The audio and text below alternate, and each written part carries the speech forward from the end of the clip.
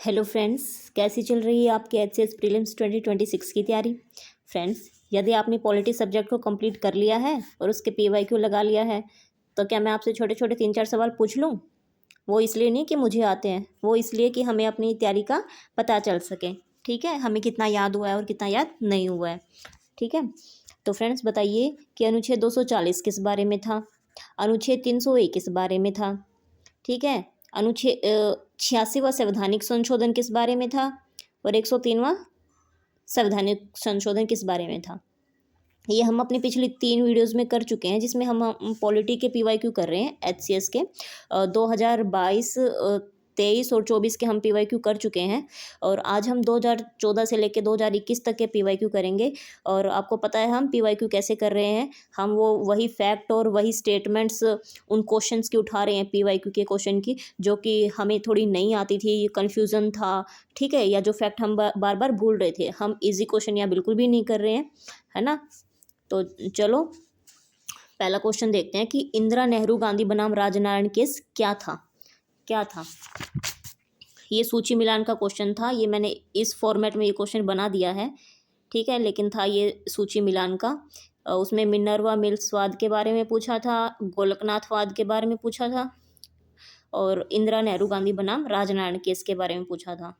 तो ठीक है, ज़्यादातर बच्चों को तो ये पता होगा, लेकिन जिन बच्चों को नहीं पता है मैं बता देती हूँ। ये केस क्या था कि जो राजनारायण जी थे ना, इन्होंने इंदिरा गांधी जी पर सरकारी मशीनरी का दुरुपयोग करने और गलत तरीके से चुनाव जीतने का आरोप लगाया था। ठीक है, लेकिन जब मामला कोर्ट में गया ना, तो जस्टिस जगमोहन लाल सिन्हा ने भी इंदिरा गांधी जी के चुनाव को रद्द कर दिया था और उन्हें 6 साल तक चुनाव लड़ने से प्रतिबंधित कर दिया था। और जब यही मामला सुप्रीम कोर्ट गया तो क्या हुआ कि इंदिरा जी के चुनाव जी को तो बरकरार रखा, लेकिन जो अनुच्छेद 329 ए का खंड 4 है ना, उसको संवैधानिक असंवैधानिक घोषित कर दिया। ठीक है, क्योंकि अनुच्छेद 329 ए में कहा गया था कि प्रधानमंत्री और अध्यक्ष के चुनाव को देश के किसी भी अदालत में चुनौती नहीं दी जा सकती है। इसका मतलब उनकी न्यायिक समीक्षा नहीं की जा सकती है। लेकिन ऐसा तो नहीं हो सकता, क्योंकि न्यायिक समीक्षा हमारे मूल संरचना का हिस्सा है ना, मूल संरचना का हिस्सा है। तो हम इसमें अदालत को न्यायिक समीक्षा करने से नहीं रोक सकते हैं। ठीक है, तो वो अनुच्छेद 329 का खंड 4 को ही हमारी सुप्रीम कोर्ट ने असंवैधानिक घोषित कर दिया। ठीक है, ऐसा नहीं है कि आप कैसे भी चुनाव जीत के आओ सही मान लिया जाएगा। अगर थोड़ा सा भी उस पर शक है, उस चुनाव पे, कि धोखाधड़ी से जीता गया या भ्रष्टाचार से जीता गया है, तो उसकी बिल्कुल न्यायिक समीक्षा होगी।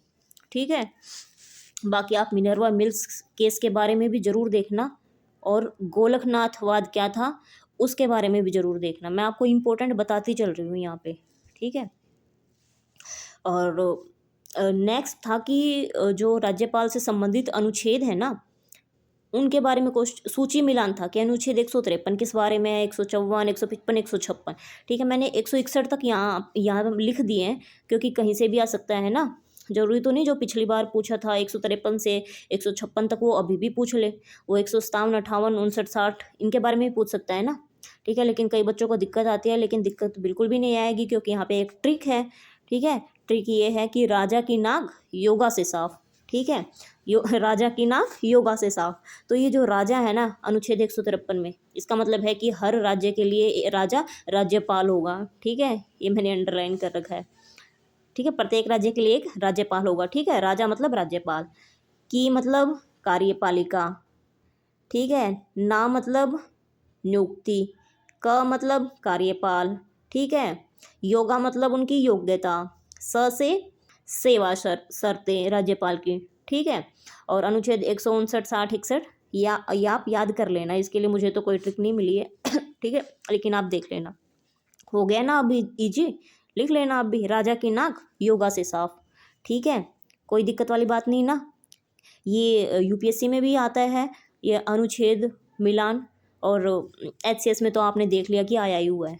ठीक है, अब वो है अगला क्वेश्चन है। यहाँ पे विचारक पूछे गए थे भाई, जैसे 2023 में ज्योग्राफी के विचारक से संबंधित क्वेश्चन थे बहुत सारे, और ये इस पीवाईक्यू में राजनीति के जो पीवाईक्यू विचारक थे उनसे संबंधित क्वेश्चन आए। ठीक है, सबको याद ही नहीं होते ये विचारक।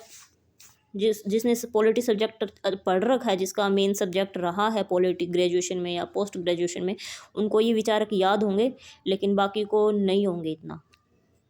तो क्वेश्चन नंबर 3 ये है कि निम्नलिखित में से किसने वक्तव्य दिया, संप्रभुता राज्य की सर्वोच्च शक्ति है, नागरिकों और कानून से अनुरक्षित विषयों पर।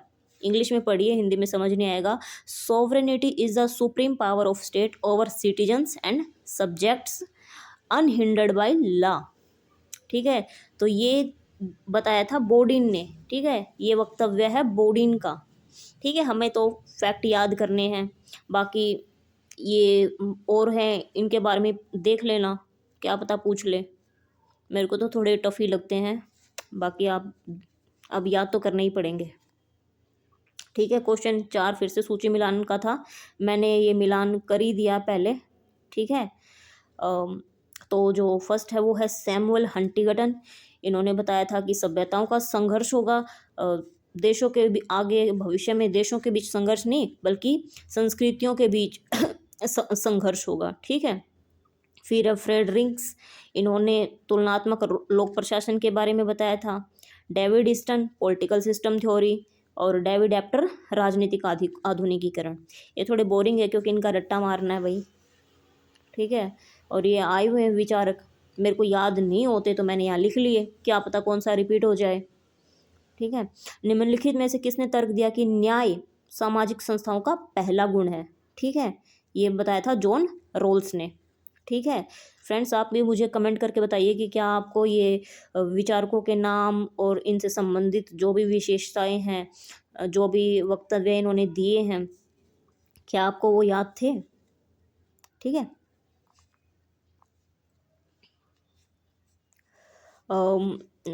नेक्स्ट है, बहुत ही इम्पोर्टेंट है, उच्च न्यायालय का गठन किस भाग, अध्याय व किस अनुच्छेद के तहत किया जाता है। तो देखो, भाग 6 है ना, ये तो सबको याद रहता है, भाग 6। लेकिन अध्याय कौन सा है ये बिल्कुल भी याद नहीं रहता। अध्याय 5 है, अनुच्छेद भी याद रह जाता है, अनुच्छेद 214 के तहत। ठीक है, लेकिन यूपीएससी में तो अध्याय नहीं पूछते, वो भाग पूछ लेंगे या अनुच्छेद पूछ लेंगे, लेकिन एचसीएस में अध्याय भी पूछ लेते हैं। ठीक है, और बहुत क्लोज पूछेंगे, ऑप्शन भी बहुत क्लोज देंगे कि भाग 6 अध्याय 4, भाग 6 अध्याय 5। ठीक है, चलो नेक्स्ट है, पंचायती राज से संबंधित महत्वपूर्ण समितियां कौन कौन सी हैं। ये भी दोनों के लिए इम्पोर्टेंट है, एचसीएस हो चाहे यूपीएससी हो। लेकिन जो यहाँ मैंने थोड़ी अलग समितियां देखी, जिनका मैंने नाम पहले नहीं सुना था, वो था ये वीटी कृष्णचारी और तख्तमल जैन स्टडी ग्रुप। ठीक है, और ये मैंने इनके नाम सुने थे, बलवंत राय मेहता समिति हो, संथानम समिति हो, या अशोक मेहता समिति हो, जीवी के राव समिति हो। ठीक है, पी के थुंगन समिति हो। ये आपको ये घटनाक्रम में व्यवस्थित लगाने को बोल सकता है कि पहले कौन सी समिति थी, दूसरे नंबर पे कौन सी, तीसरे पे कौन सी। ठीक है, मैंने ऑलरेडी लगा दिए हैं, ये है ना, ये मैंने ऑलरेडी लगा दिए।